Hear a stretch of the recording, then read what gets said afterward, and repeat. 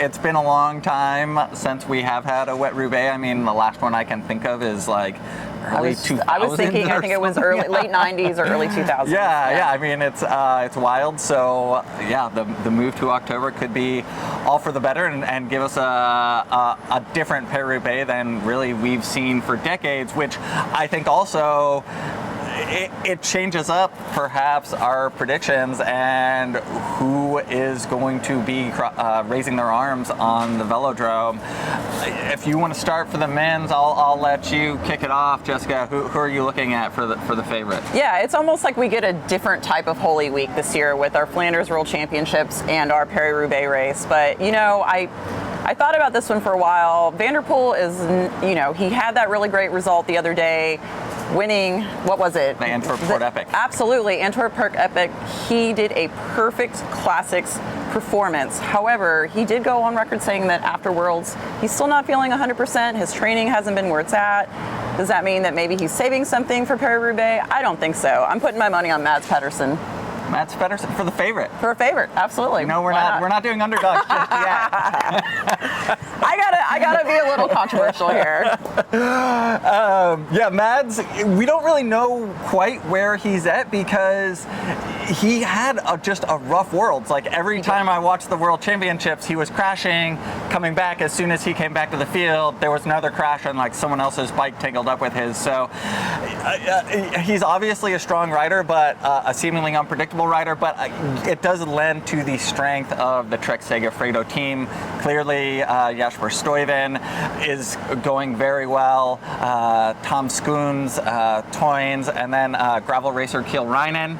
Wait, are these all your favorites? I'm just running down the roster for Trek. I mean, they're bringing Quinn Simmons, and they're bringing a very strong roster. Of course, Quinn Simmons also wasn't really a factor at the World Championships. His first Roubaix, we all know Quinn is strong, but does he really know how to race a bike yet? I'm going to put him as my underdog, actually. So I'm leaning a little bit heavy on Trek Segafredo. Okay, all right. Well, you never know. I mean, I feel like Quinn knows how to ride for another rider.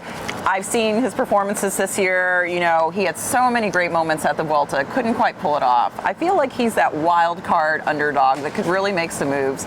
May not win the race, may not get top 5, but he's going to put in some digs. And with the unpredictability of the weather and the fact that it's probably going to be messy and muddy, I think it's going to make for good bike racing. All right. Quinn Simmons, perhaps not a fan favorite, but a favorite for Jessica. So let's hear your favorites and underdogs in that case.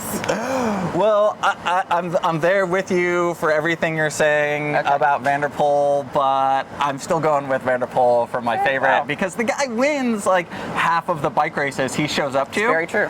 So he didn't win Worlds.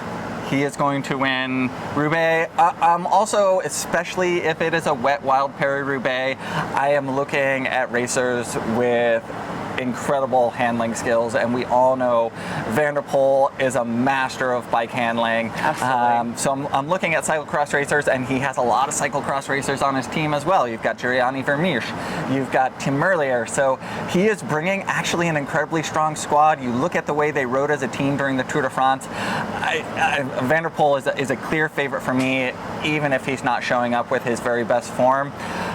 For my underdog, I'm going to go with another rider that others might consider a favorite. This is sort of what I do. I pick two favorites. That way I hedge my bets. So I'm going with Sonny Colbrelli. Oh, 10th at Worlds. Interesting. Okay. Yeah, so Sonny is the European champion on incredible form when he was one of the few riders that was able to go up the road with Alaphilippe. He doesn't have a lot of experience at Roubaix, but is clearly on form and clearly very motivated. Yeah, we have to think that form is going to be one of the most important things going into this race, and I absolutely agree with you, though. Let's lean on those cyclocross stars to come out and have a really good performance at Paris Roubaix this year, especially given the weather.